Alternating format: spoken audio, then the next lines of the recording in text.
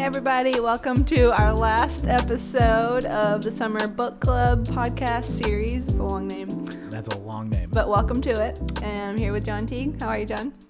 I'm doing pretty good this morning. Good. Yeah.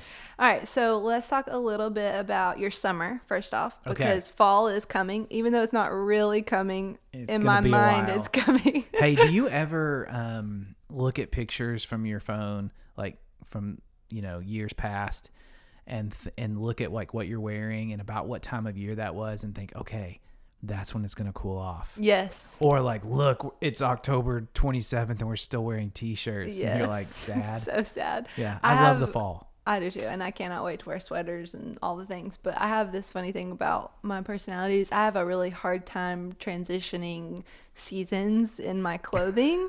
Like my family, it's been this way since I was a child. Something about like changing and like committing to the season, I can't get it right. I either wait too long to transition into the appropriate wear, or I transition way too soon. You're like, whoa, we're already in flannels and sweating here. Yes. Yeah. Yes. Uh-huh. But I do love one of those early Sundays in fall when you can just tell people really want it to be fall. So they're Yes. committed to Yes. their fall wardrobe, but it is hot. Oh, yeah. Oh, yeah. I know exactly what you're talking about. It's because we so want it to be. Yes. We're so ready for the change. I love all the seasons. I don't think I really have a favorite season, but I love that we get all of them and we get newness. And so once we've been through, I loved it when summer hit and it was hot and yes. And now, okay, I'm done with it. I'm ready to move on. Ready to move on. Yeah. All right. Let's talk about plans a little bit. Plans. Tell me, are you a planner? Do God's you get plans. excited about plans? Where are you on that spectrum? I do like plans. I don't know. I'm probably just sort of a weird kind of mixture of, I kind of like spontaneity, but I do like to have something that I'm looking forward to that is planned like on the calendar, that's kind of out there and there are plans being made for it. Yes. So I like a mixture of that. Are you a planner? I get excited about certain types of plans. Like I like having a plan for like our weekend, like how we're going to do our weekend. I like having a plan for vacations. I like having a plan for how I'm going to clean my house. I like having things like that. Okay. So I do get excited about plans. What about because you said some kinds of plans. Yes. So what kinds of plans do you not get excited about? Like super detailed numbersy things. So like financial plans, budgets, retirement, like anything in that realm, that kind of plan. or That's not fun. The stuff with cars or stuff with the post office.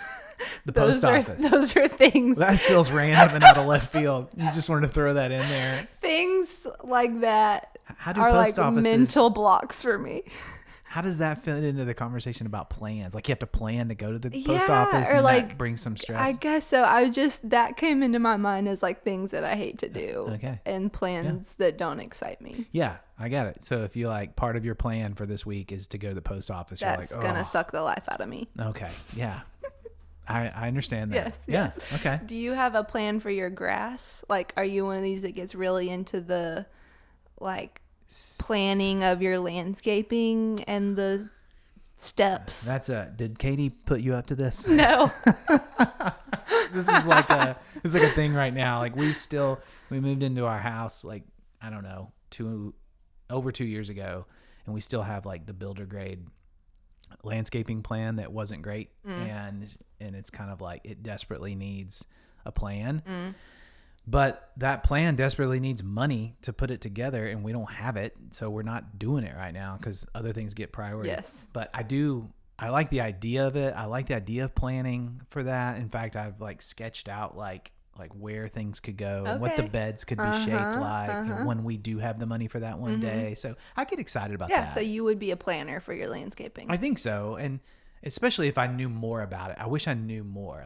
I'm the kind of person who can I can just drown in research, and then I'm overwhelmed instead of just being like, that looks pretty, grab it. I'm like, yeah, but what will it look like at this time of the year? And how does it work with the other things? Yes, it's and a lot.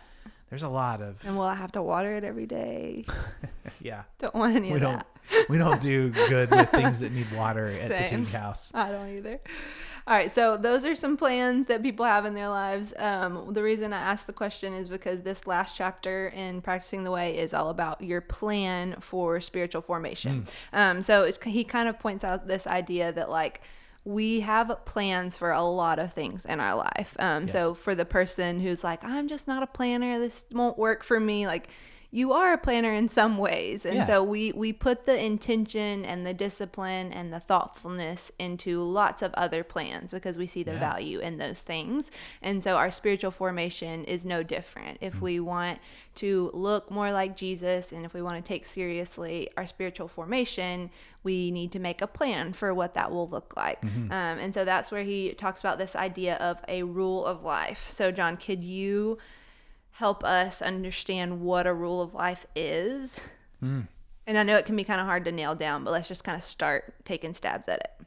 Yeah. Well, he does a great, I feel like this is the disclaimer. He does a much better job of explaining this than I'm going to right now, like in his book. But what I have sort of gleaned from this is that a rule is kind of like a guide or a structure that your life can kind of grow on, right? So think of a trellis that a vine can grow on. Maybe you have a trellis in your home, or maybe you've planted something that grows up a column or grows up a fence or grows up your mailbox. You know, like that's a rule that you have set for your plant to grow on.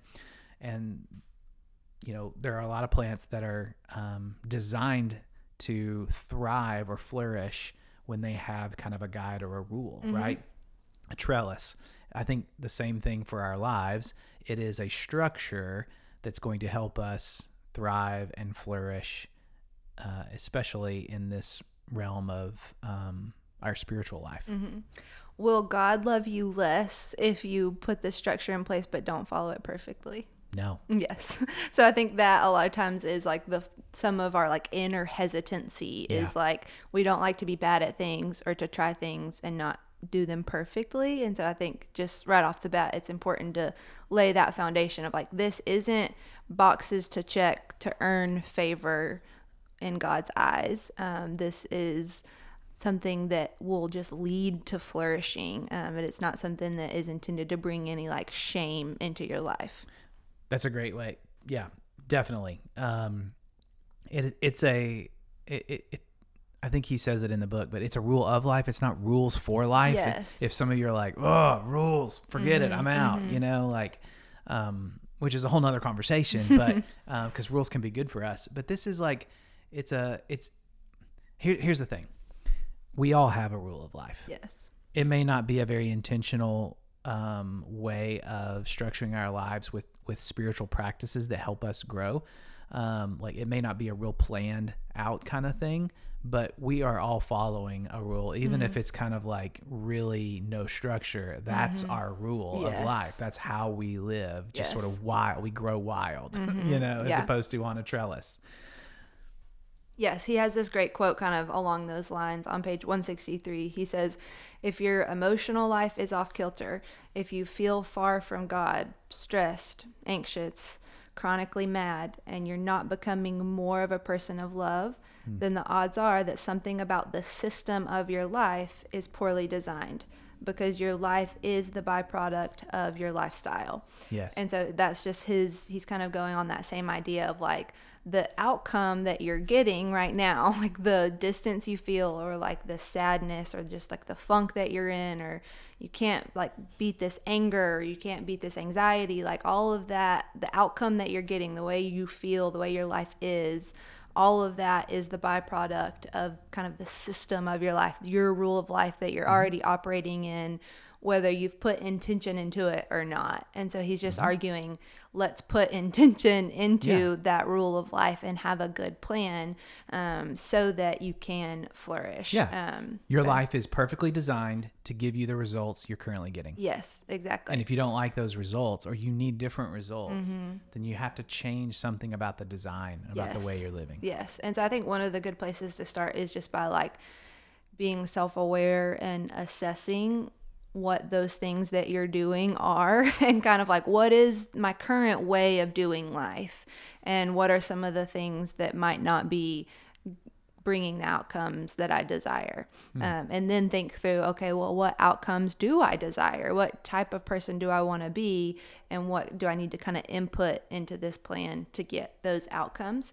And he talks about this idea in our culture. We think that we don't like constraints, and so we're all about like freedom, like I want to be free to do whatever I want, and that just kind of like impulse to push back against constraint is in all of us, America. Yes. And so he kind of has this pushback and to people who think like, I'm free spirited, I don't want to be controlled by a rule, or I don't want these constraints. And he says you are being controlled already. So I just love that idea of like, you do already have a rule of life, and you are already constrained and controlled by something. And why don't you choose to be constrained and disciplined in a godly way, other than just like letting your flesh or your appetites or your algorithm or your phone be the thing that controls you? Yeah. I mean, it's kind of what we talked about in our last week in the Joshua series. It's like, you're going to serve someone. Yes. So choose this day whom you are going to serve. And Joshua says, as for me and my house, we're going to serve the Lord. So I think that's what's in all of us. That's in our hearts. Like, we want to serve the Lord. We do want to grow spiritually. We want to be less angry, right? We want to be more patient. We want to be more gentle. We want to be more generous with our words. These are just all the things that I want, Yeah. But what am I following? What are the rules there? Yes. Yeah. And so many of those things that we desire, like a lot of what you just described. And if we all answered that question of like, what kind of person do I want to be? What do I want more of in my life? Most of those things are outside the realm of our own willpower.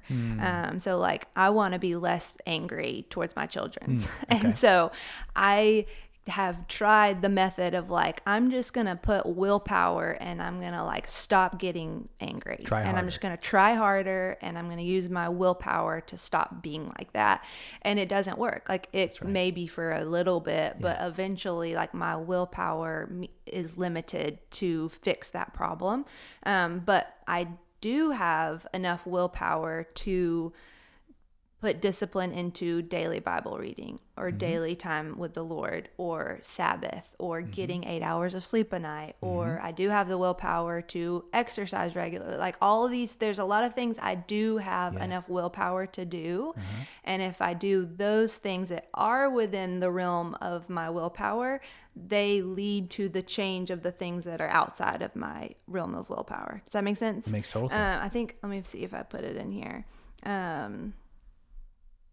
Okay, yeah, here's this quote. He says, a discipline is any activity I can do by direct effort that will eventually enable me to do what I currently cannot do by direct effort. So that's just like a clearer way of wording what I'm saying, is like, so many of the ways we want to be are not within our direct effort, but there are things that we can do that will enable us to be who we want to be. Am I making any sense? You totally are. And I think I might just say it in another way. It's like, none of us are going to just accidentally drift towards spiritual maturity. Yes. I just don't think we're going to drift toward being less angry, right? Like, we need the power of the Holy Spirit to transform us. And so that's why we would create some kind of structure and practice, things that would help me be less angry and more patient with my children, for instance, might be a rule to not be on my phone so much, so that I don't feel like they're always interrupting my, scroll time, whatever that might be. Yeah, that's so good. All right, so let's get practical about a rule of life. So there's lots of different ways that you can do this. There's not a right or wrong way, and we'll talk at the end about some kind of tips on how you approach this. So whatever whichever way you want to go about it, something is better than nothing. So don't get too bogged down in like the how or the what, but just do something. But I am going to put some workbooks on our starting point table sometime in the next few weeks. And if it helps you to hold something in your hand or have a bit of a guide, you can grab one of those off the starting point table and kind of start putting pen to paper on this. But the way they break it down in the book is to kind of think through these different practices and think through how you will implement some of those practices into your life. So let's talk a little bit about your rule of life, John. Talk to me about just a few of the things that maybe you've tried implementing in your rule of life. What have you seen as some of the benefits of that? What has worked? What hasn't worked? Any of the above? Yeah. So I love the idea of a rule of life, just like I love the idea of having plans, because I'm sure they make things better, right? I sometimes struggle with actually following through. It's kind of fun to make it and then like not as fun to do it, But I do think that part of my rule of life is, for instance, that I try to go to bed, like I'm trying to turn the light off at 10 p.m. And that's kind of just a part of my rule, so that I can get, if I set my alarm for 6 o'clock, I'm getting 8 hours of sleep. And then at 6 a.m. I get up, and part of my rule is I get a cup of coffee, and then I sit down with my Bible and my journal, and I spend time with the Lord, reading my Bible, maybe praying, maybe I listen to a worship song. It depends. But I try to start every morning that way. That's a part of my rule of life. Yeah. And do you, if you ever miss that or something happens where you can't follow that rule, so to speak, what do you notice?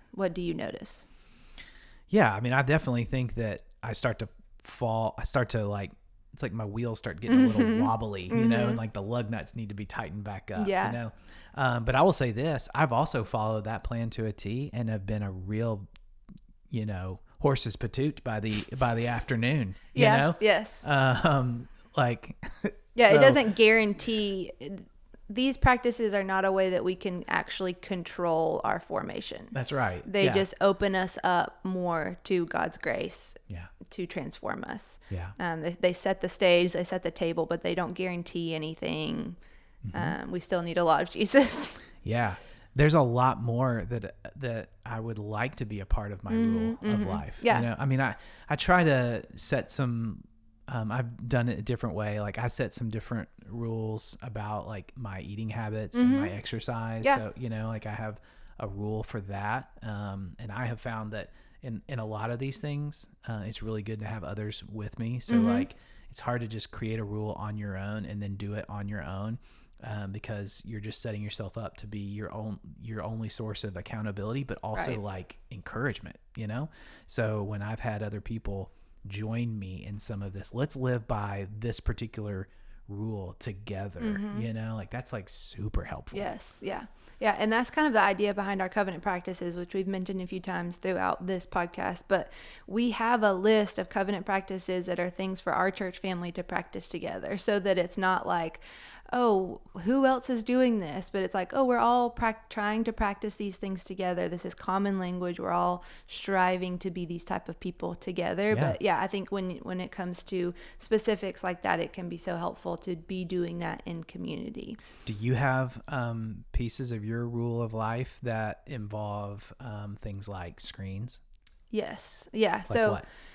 We have like a document, like a Google Doc that Jake and I made years ago, and we just we created it, and then honestly, like we haven't touched it a whole lot, but I feel like it's kind of like understood between us. Like we both remember this was kind of the plan we made together, and so from then we can kind of like correct and adjust as needed depending on what's going on in our life. But one of them, when it comes to TV specifically, in our rule of life, it says something along the lines of like regular like months of no TV. So just like throughout the year, we'll both like feel like we need to do a no TV month. And so just like a few weeks ago, Jake was just like declared no TV August. And so we will just like do that from time to time. And it's good for us to have that rule within our life of like there will be months throughout the year that we've just declared no TV, and that's good for our marriage, it's good for our family, it's good for our mental health, it's good for our sleep, it's good for like so many reasons. So that's one that comes to mind because we're in it right now. I'll just tell him myself, because here's why I think a rule can be good, and obviously it's only as good as the way we follow it. I mean, it's better than not having a rule, Right. But like we're not really following a rule right now. And so I'm going to bed last night, and I've got I don't know if it was a book or my iPad, was one of the two in my hand, like, and Katie was coming to bed, and just there was an opportunity there where like we could have prayed together before. This is like I'm like being real here, this is like real talk. And in that moment I was like, I just want to do what I want to do. And I just realized later, and I haven't even I got to talk to her before she actually listens to this. I just realized like, wow, I totally missed a moment there, And again, like, it's not like God loves me less. And it's not like Katie loves me less. And maybe she wasn't even thinking about that, but I just felt like the Spirit whispered to me like, hey, that was a moment there. Like, you guys could have just connected and prayed together before you crashed because you were both tired. But me and my kind of wanting to have my screen time, where if I had a rule that was like, hey, I'm not going to bring a screen to bed, right. Or we're not going to read or do anything else until we've prayed together. Like something like that is helpful to protect me from myself when I'm tired, especially. I don't make great decisions when I'm tired. Yeah. And that like initial constraint of putting that rule in place actually brings so much freedom to you, because like you actually are free to be who you really want to be. And so I think that's the beauty and like the exciting aspect of this is like when we put these constraints, almost like these godly constraints in our life, it actually brings so much joy and so much freedom and true life. Another one that I was reminded of this past weekend is like just the effect that being consistent and like putting some of these constraints can have on like your body and how you feel. So like if I've talked about this before, but like if I have too much coffee, if I eat cereal for breakfast, if I don't drink enough water and didn't get enough sleep, like that is a recipe for me to be grumpy. And so you mean if you have Heritage Flakes? Yeah, well, those would sustain me a little longer. Okay. But Heritage Flakes are delicious. Sponsor. Sorry. So I will be so grumpy. But the flip side is like when you over a long period of time have some like good constraints that will steward your body well, your body is set up to be just like more available to be loving to everyone around you. And so this past weekend, so like a couple years ago, Jake was getting like so many headaches, and like when you have a headache, you don't feel good, and you like want the lights off, you don't want sound, you don't want to talk to people, like you're grumpy. And so, but he has been faithful to like put good constraints in his life and like constrain like how much he's going to sleep in the morning, and like what he's going to eat, and like when he's going to exercise, and like all of these things that are like hard in the moment but actually bring true freedom. He was like, I don't remember the last time I had a headache. And just I was like, wow, that's amazing, like how just taking good care of your body can like help with simple things like that, and that can like help you be more loving. And that's like the end goal of all of this, is that like all of these things that we put into our rule of life, any constraint that we put in, would help grow us into people who are available to be more loving to the people around us. And so I think that's the end goal. So just thinking through like what are the types of structures, constraints that I want to put into my life that will help form me into a more loving person. Yes.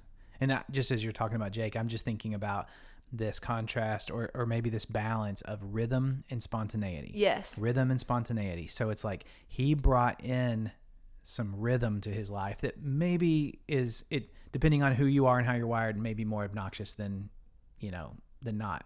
But with that rhythm now, he's like, healthier and freer to be spontaneous. Yes. Right? Mm-hmm. So he did not feel well enough to even be spontaneous and do something that's not planned or out of rhythm. Yes, He didn't really feel like doing that.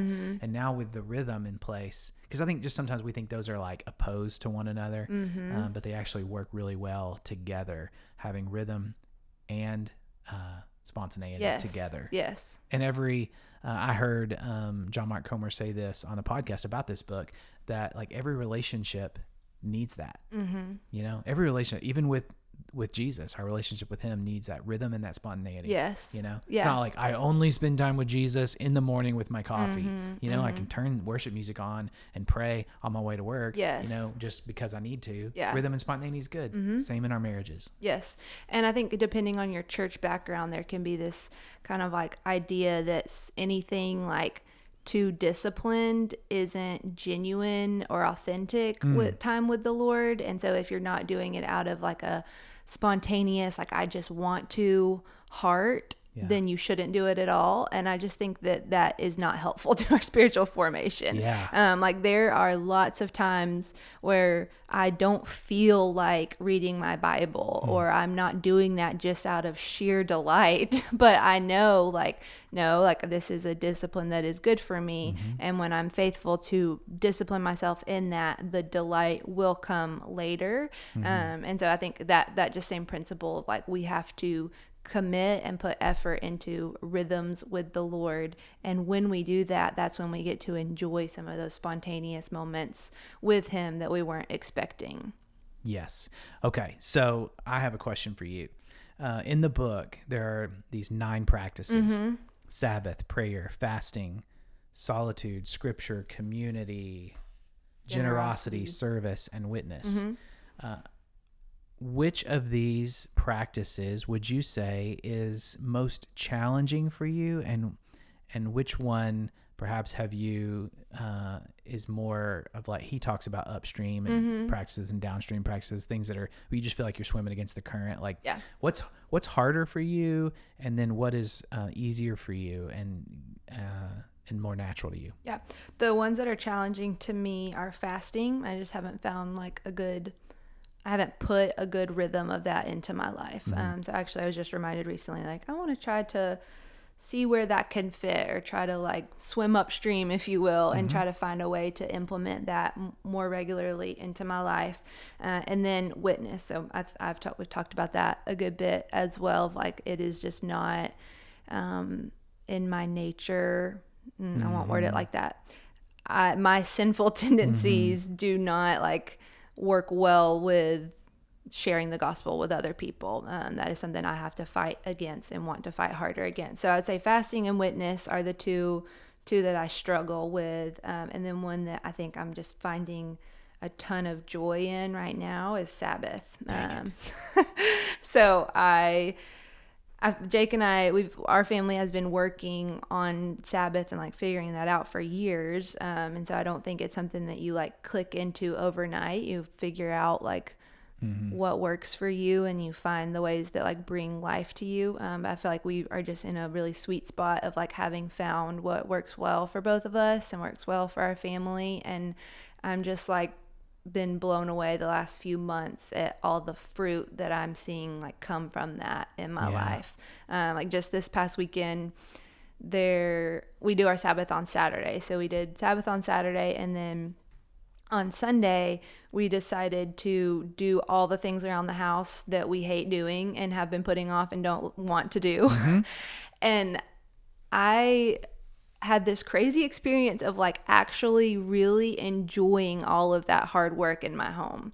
And I am convinced that it's because I was doing those things out of a place of rest, because it came right out of Saturday. And so on Sunday, we were able to just like do good work on things that like normally we wouldn't enjoy if we were not in a place of rest. But because we were doing those things out of a place of rest, like I got so much joy out of like vacuuming behind the couch on our screen porch and like just getting every little piece of dirt from that area. And like that brought me so much life because I was in a place of rest. And so but we are seeing like our whole week can flow out of that place of rest when we constrain ourselves to that Sabbath. There's so much freedom in the whole rest of the week. And there's probably like, I just imagine that, and I imagine it because I said dang it earlier, because I'm like, always stink at this. I stink at this, and I so long to be better at this. But I would imagine that you're talking about all this good work that you did kind of coming out of Sabbath, like from a place of rest. And then at some point during the week, you sort of start to transition toward looking forward to the rest again, you know, and just longing for that and know that it's coming because it's a part of your rhythm. Because here's the alternative. Just never stop working. Yes. You never cease. And then it's a drag. Yes. And you get burnt out and everything becomes soured. Like that's where I notice if for some reason we aren't able to do our Sabbath, like I just become so much more sour about all the things in life that have to be done. Like the dishes still have to be done, the laundry still has to be done, like I still have to tidy up around my house. But if I'm not in a place of rest, I get a bad attitude about a lot of those things. But when I know Sabbath is coming, or I'm still kind of like pulling from Sabbath, those things can be life-giving and like become such a joy to serve my family because I'm in such a healthier place. So it truly has changed my day-to-day life in all the little ways because I'm rested, or I know I'm getting rest. That's beautiful. I love that. Yeah. So I encourage everybody to, especially men, go to men's retreat. This is a lot of what's going to be talked about on men's retreat, and I'm super excited for all the men to get to experience that. So register today. And if not, though, think about how you can start taking steps towards Sabbath or steps towards some of these other practices. Maybe identify what are the ones that are really life-giving to me, and so I want to make sure I've got a lot of that. And then how can you push into some of those that are less life-giving or more of a challenge? Yes. And so again, look at the book. It has it all laid out, and there's even like an example to give you some practical ideas. But those practices are Sabbath, solitude, prayer, fasting, scripture, community, generosity, service, and witness. And so just thinking through how to put some of those structures into your life so that you can find true life and flourish and begin looking more and more like Jesus. All right, any closing thoughts from the book or from this podcast series?